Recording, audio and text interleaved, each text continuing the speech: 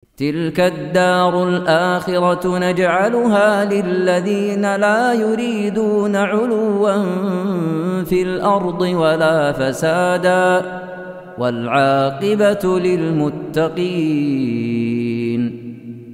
Kecuali kalau dia meriwayatkan dari Ubaidullah bin Umar, baru haditsnya dilemahkan. Ya. Ini ada rawi-rawi seperti itu ya, dalam ilmu riwayat.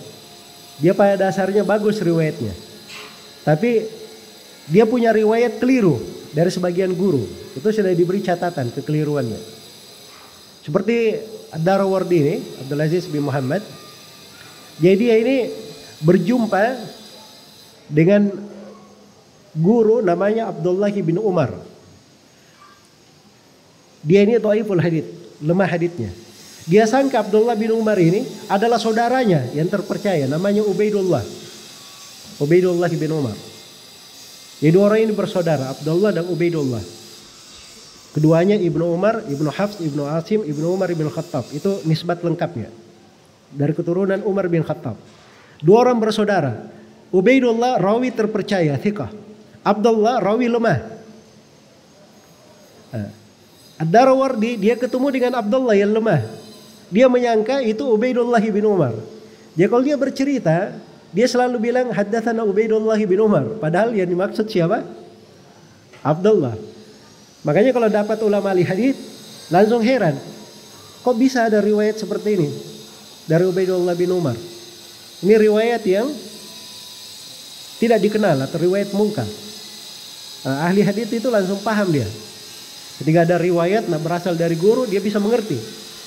Karena mereka hafal rawi-rawi itu. Ya, antum tahu mereka hafal hadits Imam Malik berapa jumlahnya. Imam Malik keliru misalnya dalam riwayat, berapa jumlah kekeliruannya. Riwayat yang benarnya apa, itu dihafal semua oleh para ulama ahli ilal itu. Seperti Al-Bukhari, Muslim, Imam Ahmad. Itu jagoannya untuk seperti itu. Bahkan pernah Yahya bin Ma'in, dia hafal riwayat seorang rawi pendusta meriwayatkan dari Thabit dari Anas bin Malik. Ditanyakan kepadanya, wahai Ibnu Ma'in, kenapa kamu hafal riwayat rawi pendusta? Kata Ibnu Ma'in, nanti kalau ada rawi-rawi yang memasukkan hadits rawi pendusta ini ke hadits yang bersih, saya akan tahu bahwa ini riwayatnya rawi pendusta, bukan riwayat yang bersih. Nah, itu kehebatan para ulama ahli ilal. Nah, orang-orang yang seperti ini sekarang sudah tidak ada wujudnya. Ya. Yang ada itu kaidah-kaidahnya di masa sekarang. Masih ada dari para ulama ahli hadits yang bisa memilah-milah riwayat. Ya. Kalau ada yang berdusta bikin hadits palsu, ya. Terus dia sampaikan bahwa Nabi berkata begini, ahli hadits bisa menyungkap kedustaannya dimanapun dia berada. Itu kehebatan ilmu riwayat. Iya.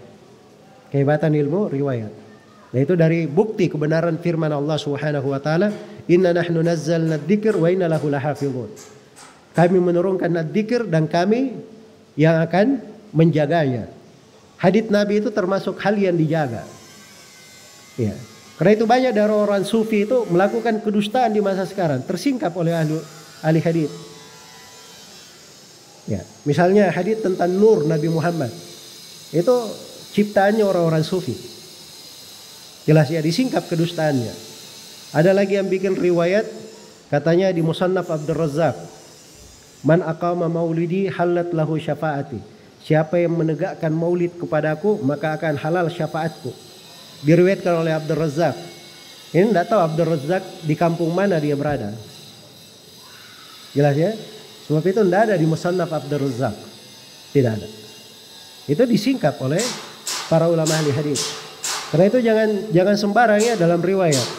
Sekarang ini Masya Allah sebagian penuntut ilmu, sebagian orang-orang yang sudah punya giro belajar, dapat status-status, wah ini bagus haditsnya ini. Langsung dia sebarkan, dia sambung. Dia tidak tahu kadang itu hadits palsu atas nama Nabi Shallallahu Alaihi Wasallam. Di masa dahulu itu ada seorang pendusta yang memalsukan belasan ribu riwayat tentang hadits-hadits keutamaan Al-Quran. Lihat kejahilan ya. Dia berdusta atas Nabi untuk keutamaan Al-Quran. Ketika ditanya, Kenapa kamu memalsukan hadits-hadits itu? Jawabannya, saya melihat orang-orang kurang semangat baca Al-Quran. Maka saya bikinlah hadits-hadits palsu ini untuk menambah motivasi mereka membaca Al-Quran. Nah, ini kalau kerjanya motivator saja, atau kerjanya cuman memberi kisah-kisah saja, biasanya banyak hadits-hadits palsunya. Ya, karena itu antum temukan itu.